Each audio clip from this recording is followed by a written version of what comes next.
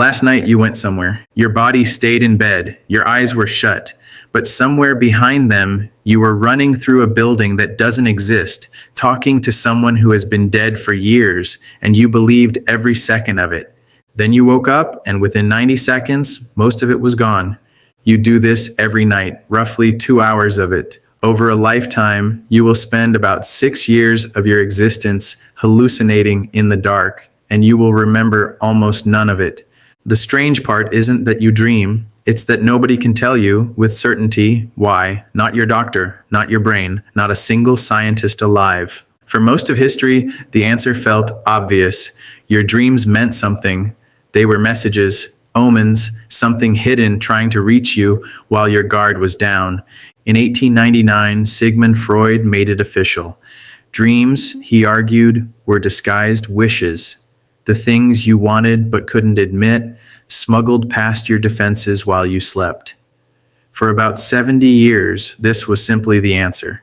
You weren't dreaming, you were confessing. The problem was that none of it could be tested, and science eventually noticed. In 1977, two Harvard psychiatrists named J. Allen Hobson and Robert McCarley published a quieter, far less flattering idea. They had been watching what the brain actually does during sleep. And what it does is this. Deep in the brainstem, a cluster of cells starts firing more or less at random. Electrical noise, static, signals with no author and no plan. That noise travels up to the cortex, the thinking, storytelling part of you. And the cortex does the only thing it knows how to do.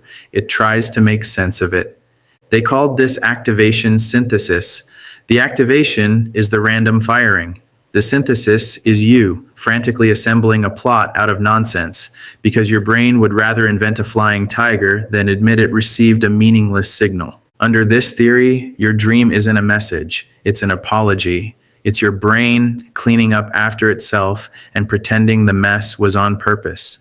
This was not a popular thing to tell people. 70 years of confessions, deathbed interpretations, and dream journals reduced to the cortex tidying up after a power surge. Nobody wants to hear that their recurring dream about their childhood home is the neurological equivalent of a screensaver. But it raised a better question. If the signals are random, why does the dream so often feel like a threat? Why are you being chased, falling, losing your teeth, late for an exam you stopped taking decades ago? A Finnish neuroscientist named Antti Revonsuo had an answer, and it is bleaker than Freud's. In 2000, he proposed that dreaming is a rehearsal, not for your hopes, for your survival. His threat simulation theory says the dreaming brain is a flight simulator for danger. Your ancestors who spent their nights practicing being chased, cornered, and attacked woke up slightly better at not dying. The ones who dreamed about pleasant meadows got eaten. Of every emotion measured in dreams, fear is the most common. You inherited the nightmares of everyone who survived long enough to have you.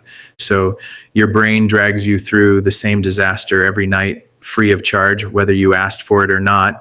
If you've made it this far without falling asleep, like and subscribe. One theory left, and it's the kind one. There's a third idea, and it's the one that might actually be doing you a favor. Sleep researchers Matthew Walker and Robert Stickgold spent years watching what sleep does to memory.